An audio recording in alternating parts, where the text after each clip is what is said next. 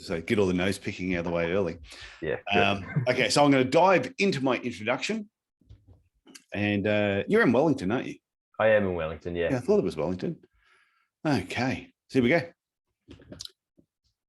Hi, I'm Tyson Franklin, and welcome to this week's episode of the Podiatry Legends podcast, the podcast designed to help you feel, see, and think differently about the podiatry profession. With me today is another legend who's not a podiatrist. He is actually a physiotherapist, and he is from windy Wellington. He also has a podcast called The Art of Healthcare, which is a pretty cool podcast, so you should go and check that out. So, Chris, Desmond, how are you doing today? I'm doing well, thanks, Tyson. I'm doing well, mate. And today was actually a beautiful day in Wellington, mate. I busted the shorts out, very little wind, very, very little wind. It was lovely. So what, is it usually windy? Oh, yeah. Yeah, it's often quite windy here. Yeah, that is true. I flew in once we were in Auckland, and I think we were going to Christchurch, but for some reason we had to do a detour and went to Wellington. I have no idea why. And we all got off the plane I think there's something wrong with the plane. We had to get off. They had to check something, got back on again. And it was windy. And somebody said, Wellington's always windy. So there you have it. Yeah, I'll go places and people were like, it's pretty windy here, isn't it? I'm like, gosh, I hadn't even noticed. So were you from there? Were you born in Wellington? No, I wasn't born in Wellington. I moved around a bit growing up. Was born in Auckland and then lived in Northland for a while, and then on the Coromandel, and then in Hawke's Bay, and then Varsity in Otago, and then came up to Wellington. And I've been in Wellington, was 2021 now, for the last kind of 14 or 15 years, with a little kind of short junkets of travel thrown in there as well. But okay, it feels like home. My wife is from Wellington. Yeah. So did you move there with family initially? No, I moved there in my final year of university. Okay. I was doing some placements up here, and I just stayed around because I really loved the city and I had a lot of mates here. So what is it about Wellington that you like compared to, say, Christchurch, Auckland?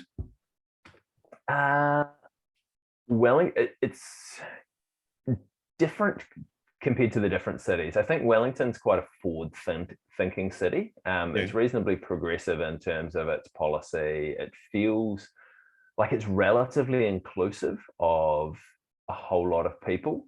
So kind of whatever sort of walk of life you come from or whatever you're interested in Wellington, there's a spot for you. That's what it feels like to me. And it's it's not a massive city. There's a few 100,000 people that live here, and it's easy to get around, and there's always something going on. And like for me as well, I love the outdoors, and where I live at the moment, I can go for a jog for 5 minutes, and then I'm running through native bush, or I can drive for 20 minutes, and I'm at the beach, and it's just like it's easy access to that stuff as well. Okay, do you get snow there? Like, do you have not usually up in the other mountains near where you are in the ski fields? So the ski fields in the North Island up around Taupo, they'd be about 4 hours drive. Oh, okay. Yeah, but it's an hour and a half on the plane to Queenstown. All right. So how are you doing with COVID at the moment? I'm doing reasonably well, actually. I am currently a full-time dad. Oh, okay. So you're not working at the moment. That's my big gig. So I'm not doing any clinical work at the moment, and I haven't been for probably the last 6 or 7 weeks. Yeah. So I'm doing reasonably well. I'm in very close contact with the clinic that I was working at prior to finishing up, and have been having a chat with them, and so here in Wellington at the moment, we've gone into what we call level 2 here in New Zealand, which is social distancing, but you can get out and about and do things, and you need to wear a mask and scan everywhere, and you can't have big gatherings. And basically they're just fully booked again. So we came out of lockdown that first week. I think the first day or two were quiet, and then everyone's just back in clinic, and it's it almost feels business as usual, but with masks.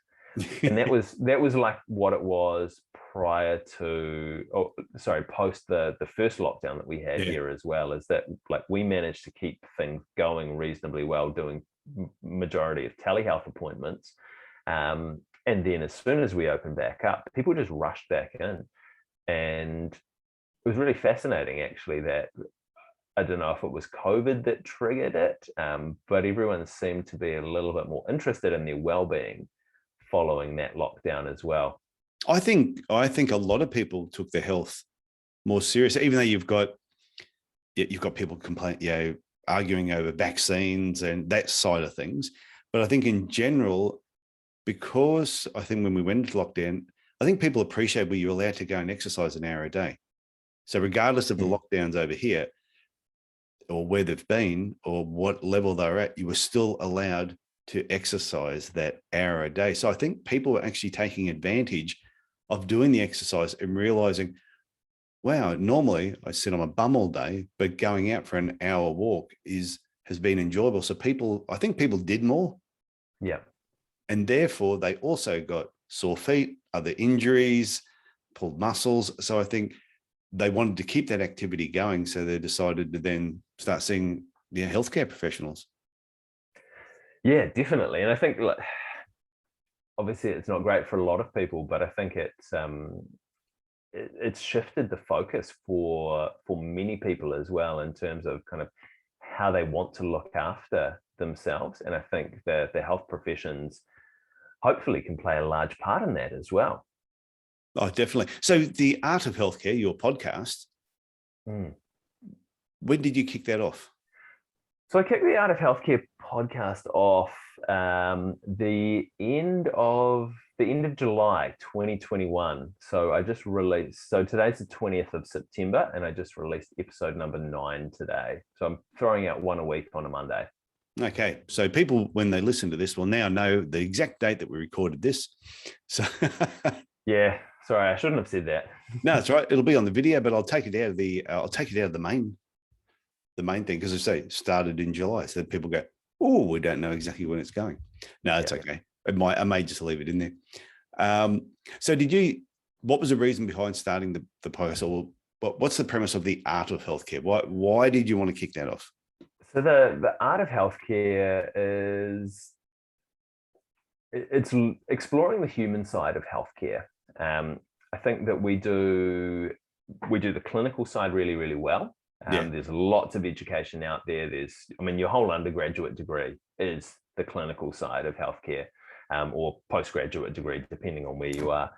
And then predominantly all of the education opportunities, once you are a clinician, are really focused on the clinical side of healthcare, which is obviously vitally important.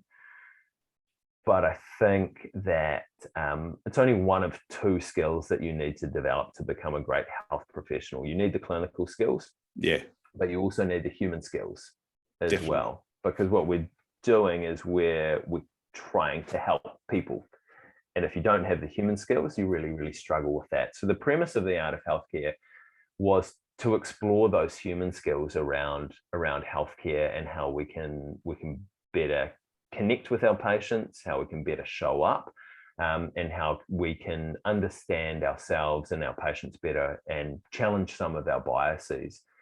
And I thought there was kind of a gap in that area of really good education for people in it. And I love podcasting. You and I have been podcasting buddies for a while now. And I hadn't done any podcasting for a year since the birth of our second son, and it's something that I really enjoy. And I thought, actually, hey, the human skills of healthcare the focus needs to be drawn to them. And one of the ways that I can do that is to have a podcast and talk to a whole lot of people all around the world and get their expertise and get their skill set, and hopefully help people in a practical way to upskill in the human side.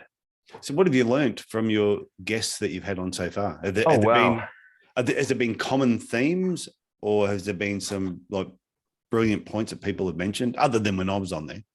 Oh yeah, that was probably the best one so far. I love the disaster book. Actually, I'm going to have to go away and set one of those up. The disaster folder, yes. The conversations have been quite varied. Actually, I've had the opportunity to chat with a real range of people. I think like one of the most interesting conversations that I had was around the neuroscience of resilience.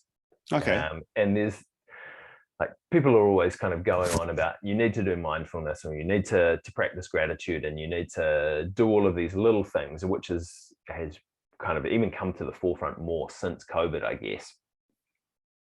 And they'll say, oh, the science shows this, the science shows that. But they're little tools.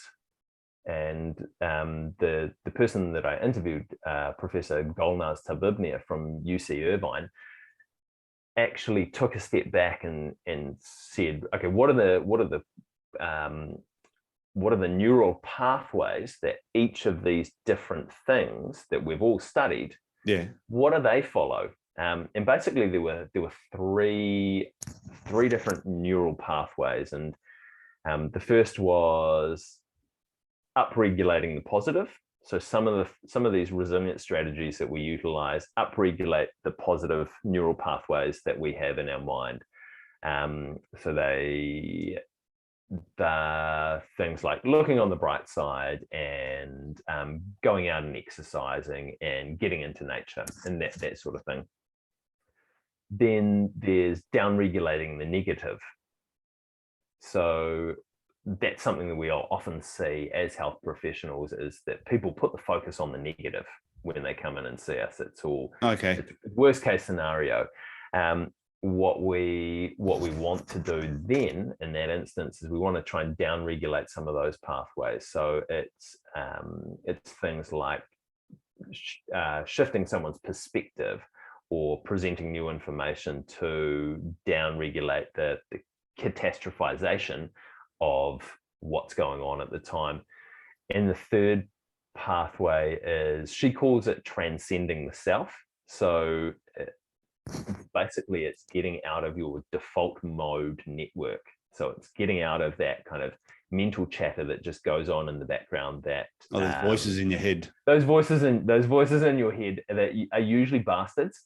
And tell you that you're not never good usually enough. good, are they? Yeah, they're not great. So that's kind of our default state as humans. That's funny. But it's that little voice never says, "Oh, you're awesome today.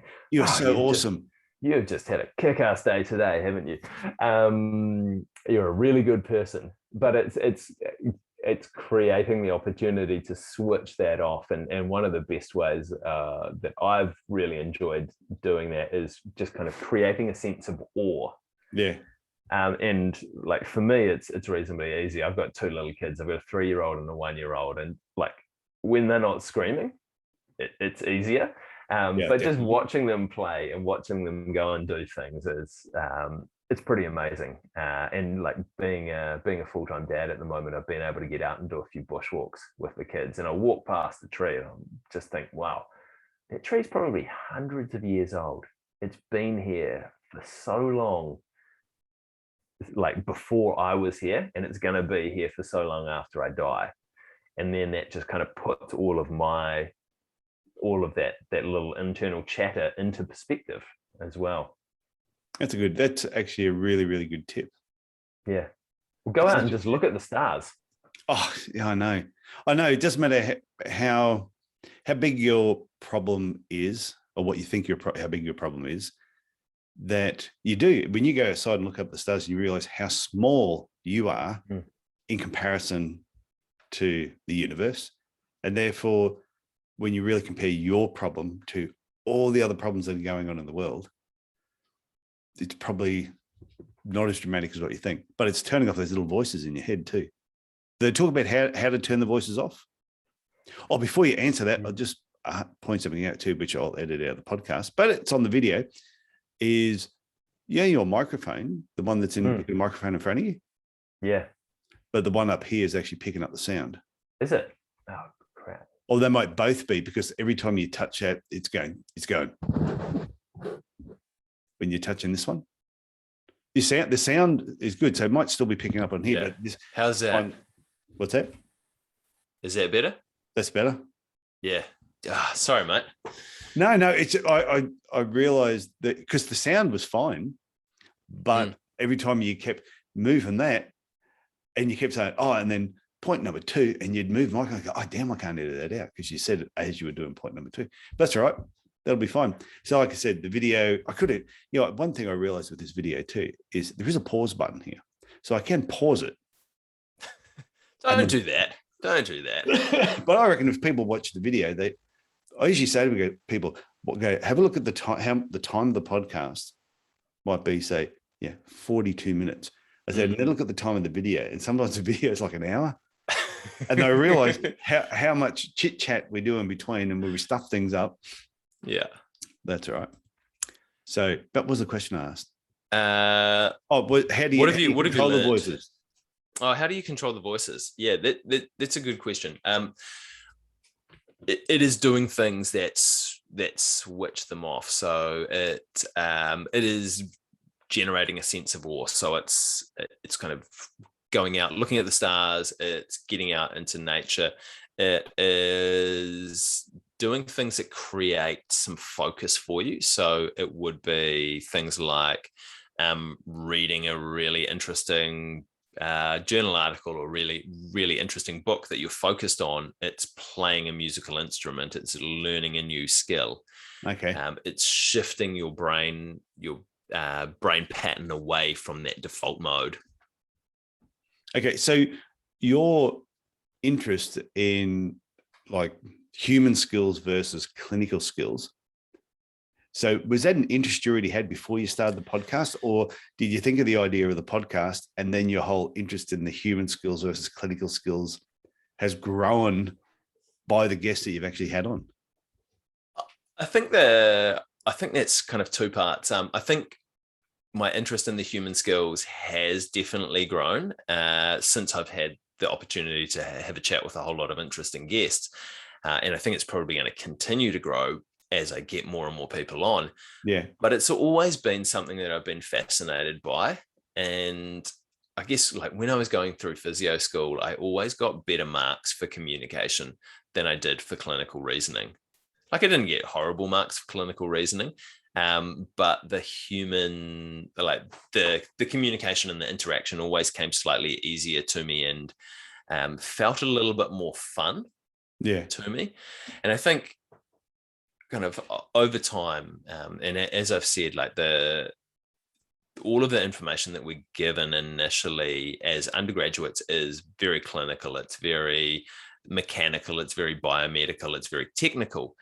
And you come out of physio school or podiatry school or medical school as well. And this is the way that you interact with people. You're like, I've got to look at this problem through a purely clinical lens and deliver clinical information to this person. And then once I do that, this person's going to get better. And they're going to love me. And I'll feel validated as a person because of it. But as we all know, that doesn't always happen. And two people presenting with the same diagnosis, with the same problem, are going to have two different rehabilitation pathways. One person is going to get better by the book, and someone else is going to kind of wind all over the place.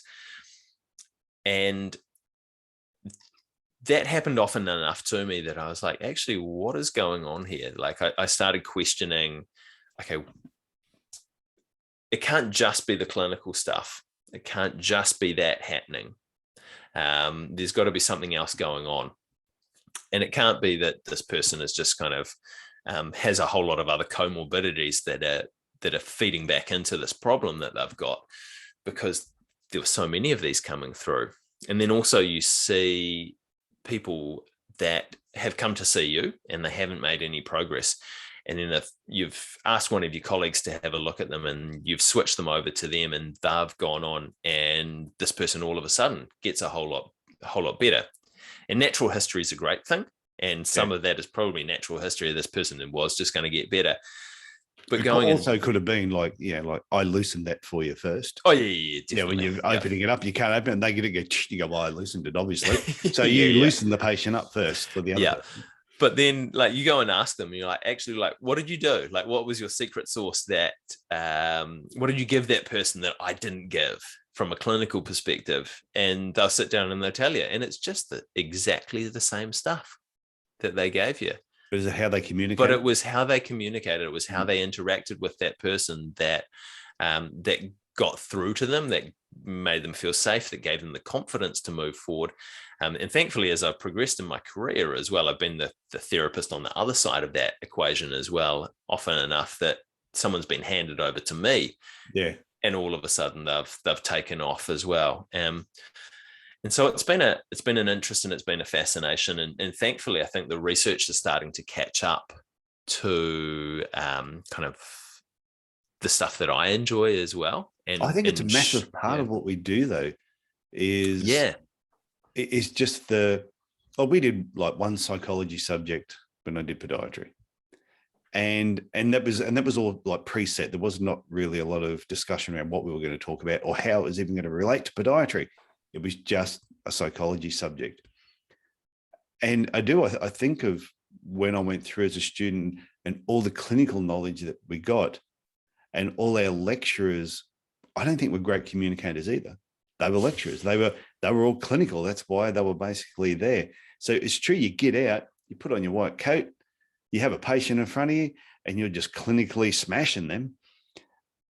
And I don't think it is until you start to relax. And like when I was on your podcast, I was talking about once you start, I think the difference too between, say, a new graduate coming out or someone who's got 1 or 2 years experience compared to someone who may have 20 years experience, it's not all the extra clinical knowledge, it's all the other things they've done in their life, which makes them more interesting to talk to. So the patient, so they're hearing the patient more, they're communicating better with the patient.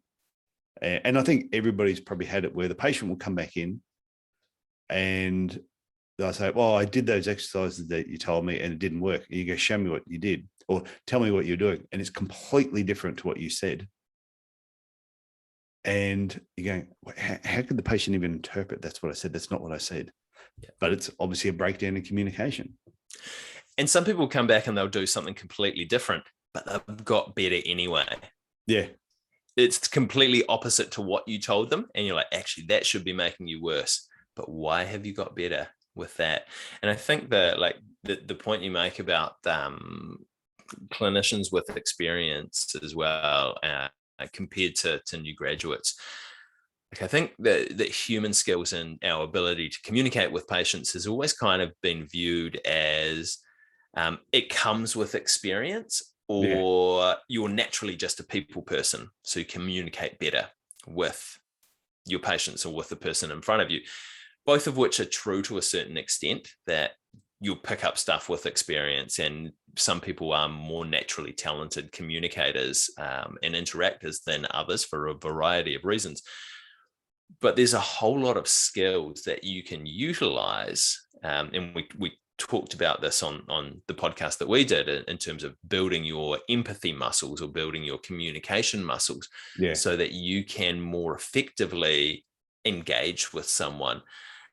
And I think that's the science behind that stuff is starting to come out as well, and we're starting to understand how to do it a little bit more effectively as well. And I think that's something that as health professionals we need to just jump on board with and figure out, okay, how do we help this person that's in front of us? Not one of the things that I say is, how can we treat the person, not the pathology? So when you, after you have, say, 50 guests on the show, are you going to take a lot of this knowledge or these common threads between the different guests and like write a book about this that can be used in the healthcare industry? Definitely, what you're doing, you're getting the knowledge of all these different people. And even though I could sit there and listen to the 50 of them, it's different. It's different just listening to a podcast to you actually having the conversation. I think you pick up more when you've got the person in front of you, like we're doing now on the video. Definitely. And I mean, you'll know with podcast editing as well, as like we'll have this conversation now, and then I'll go away and I'll listen to our conversation 3 or 4 times as well from different angles while I'm editing, looking to pull different stuff out of it. So yeah, there are going to be some books in there. I don't know exactly what they're going to look like. I had just a shower thought the other day when I was in the shower. I'm like, actually, something like a Tim Ferriss Tools of Titans could be quite an interesting approach to it. That you just get like these little snippets on from a different guest. But I think there's also, it's just giving me an idea. I'm just writing something down while we're talking. Nice. There's going to be some themes that emerge with it. That there will be some books. There will be some training programs. I run some training programs at the moment, kind of based on the stuff that I know, and the stuff that I've learned as well around communication for health professionals. But I think there's going to be more of that as well, and hopefully. Also, so is there somewhere online where people can check out these courses at the moment? When are you releasing this?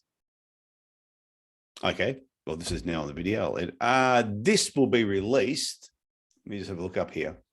Where to put it? I haven't put it on my list. That's it. I have a cough there. It will be in October. Oh yeah, cool. Yeah. So if people go to that. So I'll ask the question again. Yeah, go for it. So therefore, so have you got a website set up where people can go and learn more about the courses that you're running? Yeah, if people go to artofhealthcare.nz, so no co in there, just artofhealthcare.nz, they'll be able to find the courses that I run, have a listen to the podcast, have a look at some other musings that I'll post there from time to time as well. Okay. Hey, how come it's just .nz and not .co.nz? So we can do that now in New Zealand. We can just do a .nz. And it's amazing, all these things that you .media, you make up stuff now. Yeah. It can be it's just more, as you, and I know that your word for the year is simplicity. Yeah. So I just thought I'd simplify it and take out the co. Just so artofhealthcare.nz. Artofhealthcare.nz. That's right, mate. Nice and simple. Okay. So once you get these courses up and running, the courses are up and running. Yeah. Are they designed? They're not just designed for physios, are they? They're designed for people in healthcare. No, they're designed for people in healthcare, and I've had a range of people actually through some of the ones that I run. So physiotherapists, podiatrists, chiropractors, occupational therapists, couple of nurses.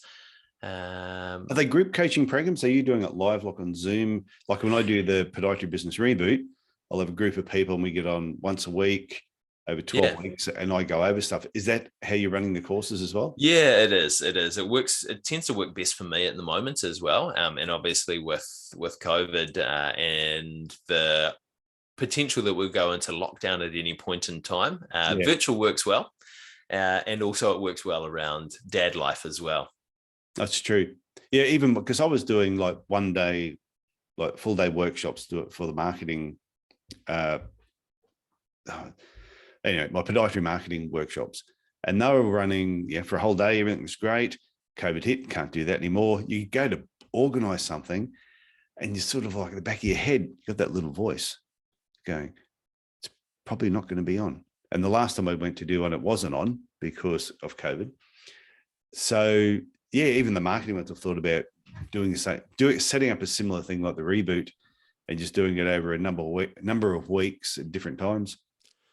And I think there's value in that. I mean, there's value in having a whole lot of people in a room together and being able to share ideas, but there's also value in breaking it up and putting these concepts out in smaller chunks, and allowing people to apply that knowledge a little bit more effectively, and then come back next week and have a quick recap on it as to, okay, what worked for you, what didn't work, what might you need to tweak before you jump into the next session. And kind of those smaller learning chunks, like you're an engaging guy, Tyson. Like, I could sit and listen to you for a whole day. Oh, but thank you. I'd probably pick up more stuff based on like 60 to 90-minute sessions than I would on a full 8-hour day. And because I've had that opportunity to go away and sit down and put some stuff into practice, and then come back and be in that environment with people and have those discussions, that's going to embed that knowledge in me more so. And I think that that's like what we see with our patients as well, is that we don't sit down and we don't tell them all of the stuff that they need to do from here to 3 months down the track. Is that we'll come in, we'll give them a little bit based on where they're at, and then we'll give them a little bit more, and then we'll get them back, and we'll revisit and we'll go over this stuff with them as well. That's a good point. That's a really good point, because it's true. Like, even when you go to a one-day workshop yourself, it's a whole day. Starts at 8:30. Everyone's very enthusiastic at 8:30. You have morning tea. Everyone's still fired up until lunch. You have a really good lunch. Food coma. Hits in. At 1:30, you're like, oh, I ate too much. And you ran at 2 o'clock, 2:30, start getting a little bit tired. So you're not taking it in. And then by the time it gets about 4:30, you're like, Jesus, it's been a long day, especially if it's been really good. Like, if it's been really good and you've taken in a lot of information, I get emotionally burnt out through excitement. Yeah. Like, it's just by the end of the day, you learned so much and enjoyed it so much, but you just, I need a break. So yeah, breaking it up may be a better way of doing some of this sort of stuff in the future. Yeah, I mean, it's a different way. And I think there's positives for it as well. Yeah, or you do. See, my favorite conferences to go to is when I've gone to somewhere they start at like 9:30 and they finish at like 2:30. They're like 5-hour days. So you got time afterwards to all chat. You got time in the morning to have breakfast and not be rushed to get there. And then it's on again the next day, and it's only on for like 4 or 5 hours. It's not these 8, 9, 10-hour days where you're just burnt out by the end of it all. Yeah, and that's a really interesting point as well. And I don't know that, like, as humans we're evolved to sit down and like ingest information or be in that one position for 8 or 10 hours at a conference, or unfortunately as well in a clinic room. Like, if you have a 10-hour day of seeing patients back to back and doing the same thing over and over again, that's tough. That's emotionally draining for you. It is. And that's why it's one of those things too, where I feel when you're with patients, the patient you see at 8:30 in the morning, the person you're seeing at 5:30 or 5 o'clock should get the same care, attention, enthusiasm. You shouldn't be there going, oh yeah, geez, I've had a really busy day, I'm so tired. Patients don't want to hear that. Patients want to know that you're fired up and you're as enthusiastic at 5:30 as what you were at 8:30. Yeah. And sometimes it's the case. Sometimes we are. Not always, though. And I think, like, you made a really good point when we were having a discussion on my show around preparing for the day and building a buffer in for yourself so that you can deal with things as they crop up. Because as we said, like, stuff's going to go sideways at some point during your week, maybe even some point during most days that you have. Like, someone's going to come in, you assess them, you're like, oh crap, you need to go to hospital, I need to write you a letter, and you need to just jump in the car and probably get there reasonably quickly. And that's going to take up time because you haven't planned, you didn't know that was going to happen during the day. But being more prepared allows you the capacity to deal with that, because you're like, okay, I know what's going to happen next for my next few patients. I know what I was going to do. So I'm okay with that. I'm not going to have to think and do a whole lot of problem solving on the fly with those guys. So I feel a little bit safer. I feel a little bit more certain about that. But as you did, you sit down and look at your diary at the start of the day and think, okay, like if stuff does go sideways, what can I change around? What can I move here? Well, I was doing it the day before. It was like before I would leave, I needed to know every patient that was coming in the next day. I'd looked at their files, and in my head, I'd already worked out what treatment path I was going to take each patient down. So when they came in the room, I'd already worked out, if they say this is where I'm heading. If they say this is where I'm heading. So I'd already planned it before the day had even started, what I was going to do. And that's what kept my day on track. It was just being so planned out with what I was going to do. And therefore, if I was going to do, say you came in, if this happens with Chris, I'm going to end this path. So I need to make sure that room's free because that's where I'm taking him. So I would look at where the other patients were. Are they going to be using that room? Or if they are, okay, what? And this is where people start running behind, is because they go, I want to do this with Chris. Oh, damn it. The other podiatrist is using the room. I can't use it. So I'll just wait 5 minutes until they're out. But then all of a sudden they take 15 minutes because they didn't know you needed the room. And then your day spirals out of control. But knowing that I need the room at this time, maybe, and the other podiatrist does, then we communicate with each other at the beginning of the day on what we're planning on doing. Day runs smooth. Definitely. And I think another valuable thing as well that you can utilize in between patients is working out a reset for yourself as well. Especially if you're running late, it's really easy to take one person out to the reception room, and while you're there, just grab the next one and go straight in. And if you're already stressed out and you're kind of a little bit all over the place, like someone's just thrown a Barocca into a glass of water, just fizzing around everywhere, you're not going to show up at your best. You're not going to deliver great service to that person because your thought process is running a million miles an hour. You're thinking about a whole lot of other stuff. Stopping and just stepping back, like jump into the broom closet for 10 seconds and take a few deep breaths, or something to switch your state. Get down and do a few push-ups, even, as I've heard some people do. It's just taking that break, pausing and letting things slow down a little bit, so then you can come out and come in and see the person and then thank them for waiting for you. Rather than saying, sorry, I'm running late. Thank you for waiting. I value your time. I know that you're busy. I appreciate you hanging around and staying here so that I can see you. Yeah, well, like I said, I was at the doctor's today, and I haven't told you this. I was talking to somebody else earlier on today. I went to the doctor's day, and they were running 29 minutes late. So that's when I went 29 minutes after my time. What annoyed me, though, is you turn up, and it was about 11:30 was my appointment. So you turn up there, his receptionist would have known that he was already running behind. They would have known as the day is gone on that he's already running behind. So as I turn up, they could have quite easily said to me, or even phoned to me before at home, the doctor's running 20 minutes late. You might want to come in 15 minutes later. Or when I arrived at their clinic, the doctor's running behind by half an hour. Do you want to pop across the road and have a coffee and then come back in? Or would you prefer just to sit in this room full of sick people and potentially catch something? What would you rather do, Tyson? But you walk in, they go, take a seat. And there's no communication from the front desk. And this guy's been my doctor for ages, so it didn't really bother me. But once I got in there, I said, okay, let's move this along, try and get you back on track. Yeah, he would have been appreciative of that. Yeah. Then he said, okay, Tyson, get out. So it was probably leading up to his lunch break. Yeah.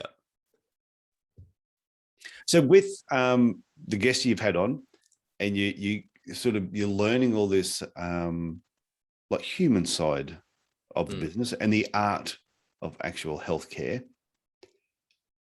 What's been the biggest surprise with guests? Has there been something where you sort of go, whoa, that's just blew my mind. I never thought about that. Or has it been something where you yourself have made mistakes and now it's become obvious where you may have made an error? Yeah, good question. I don't know if I've had any eureka moments that like the jumping out of the bathtub thinking, whoa, this is incredible. I'd like to hope that I'm reasonably open to new ideas at the moment. Yeah. I've kind of trained myself over the last sort of 5 or 6 years to be that. So I don't think anything's been super revelatory in that effect.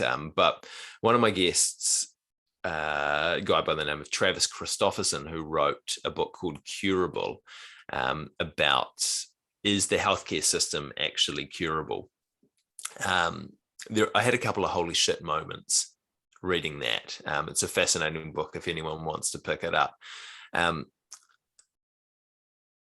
Predominantly around, like, we're always in healthcare striving for the new technique and the new technology that is going to improve our patients.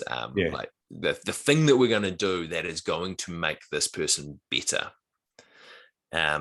Whereas actually the point that he made with it was, rather than trying to do all of the stuff that is going to make this person better and putting all your effort and your energy there, can you just help the person stop doing what's making them worse? And once you take that out of the equation, what happens? Do you need to put in all of these fancy, expensive treatments that you're going to do for this person? And some of them, you will be, and that'll be valuable.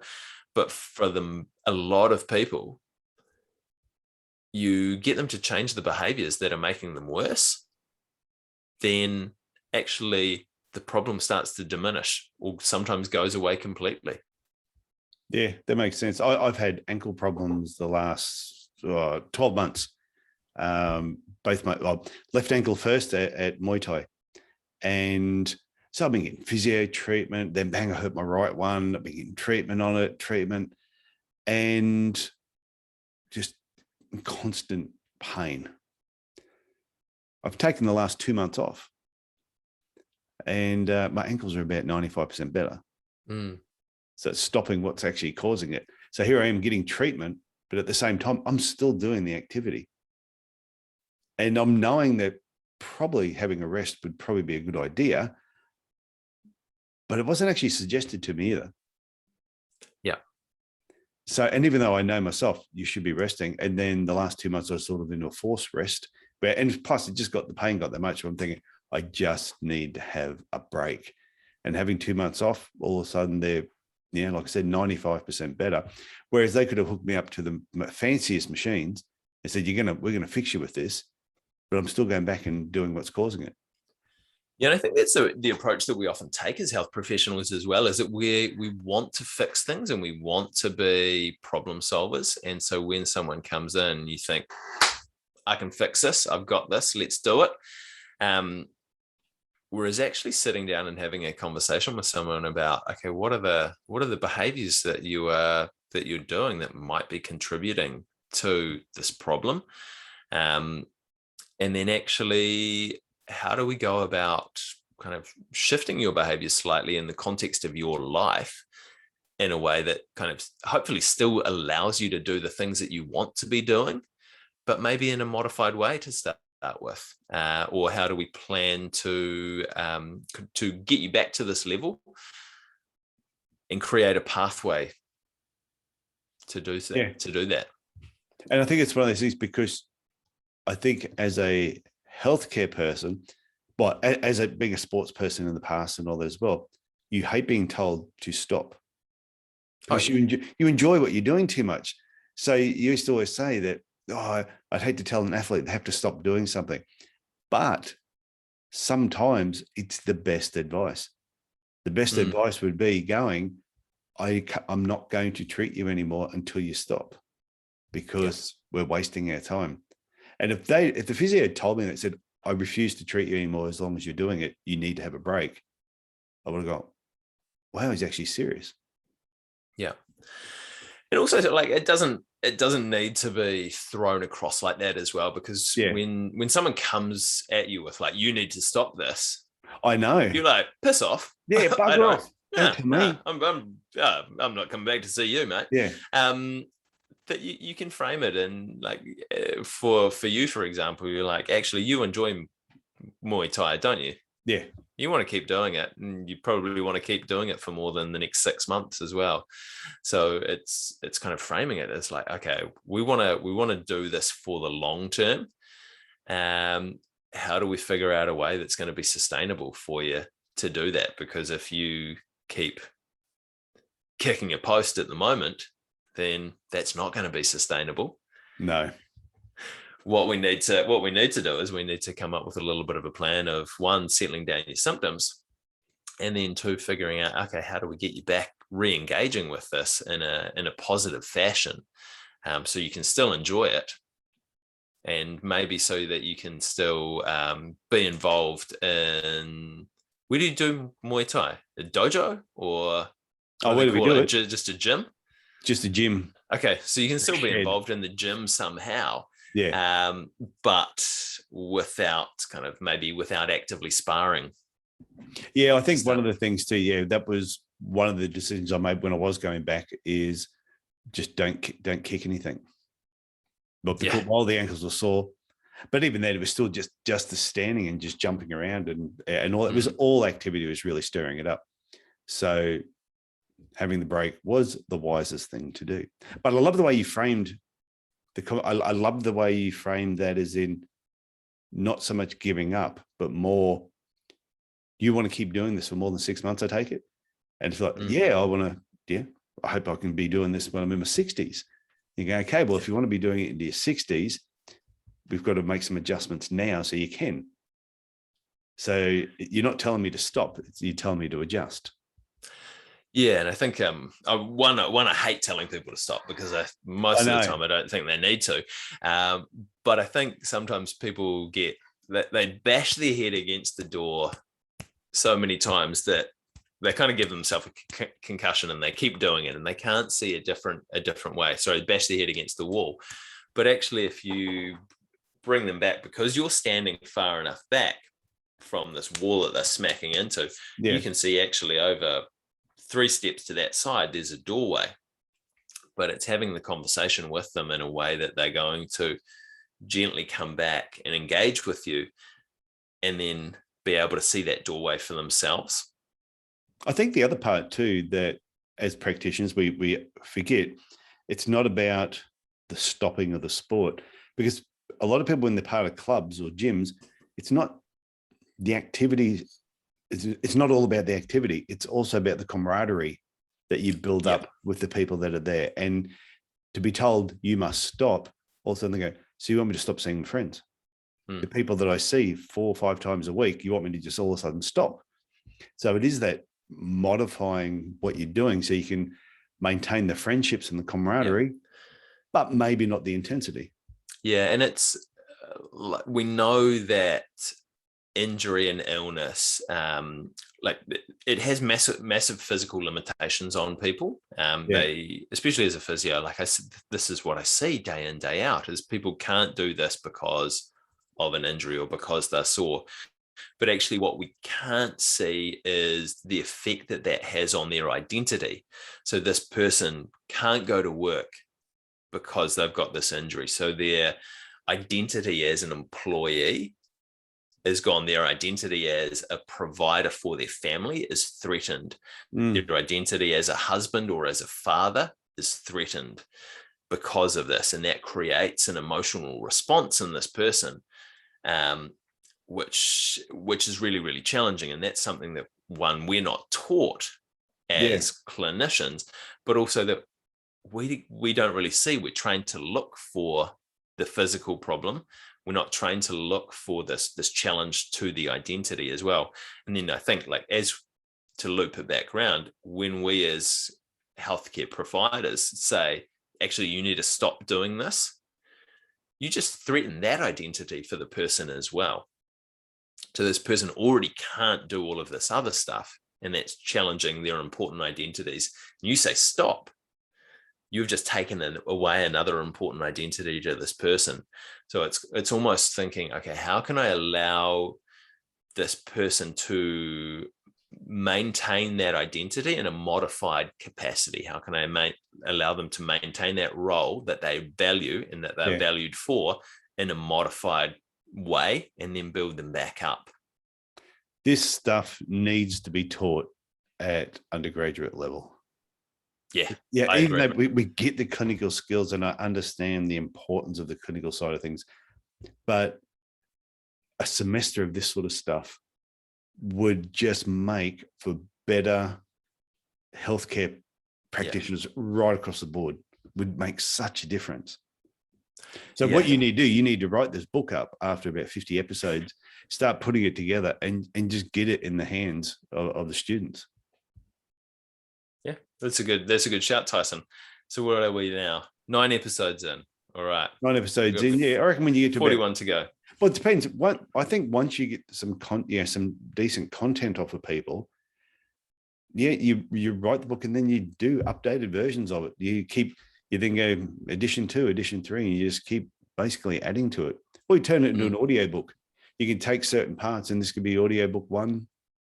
Yeah. So even with my book, I might as well give it a plug. It's no secret. There's money in podiatry. Great book, by the way. I always say second best business book ever written. And everyone says, well, what's the best one? I said, I don't know, I haven't found it yet. But I've been thinking about it. I'm going to do a second edition of it, because it was 7 years ago that I wrote it, but I'm going to do the second edition as an audio version. I'm not going to write it. I'm just going to take the first book and do a second edition, but purely audio. So therefore you can sort of just keep adding to it every couple of years, just do another audio, be edition 3. So before we wrap up, I always ask people, and I forgot to remind you about this at the beginning, I try to remind my guests, at the end, I'm going to ask you for one final tip. So to wrap up, Chris, if somebody bumped into you, it's Monday morning, they bump into you somewhere, what's one bit of advice you would give them based on what we've been talking about so far? If they said, where do I start, Chris? Where do you start? This is a kind of probably a high level concept. But I think just remember that the patient in front of you is a person. Treat them as a person. And also remember that you're a person as well. Be a person, not a clinician. I love that. That is really good advice. So, Chris, I want to thank you for coming on the Podiatry Legends podcast, being a legend who's not a podiatrist, and definitely get you back when you get a few more episodes on your belt. I reckon people would love to know more about what you've learnt from future guests. Yeah, thank you, mate. I always enjoy chatting with you, Tyson, so I'd be happy to oblige, mate. Okay, that'd be great. Thanks.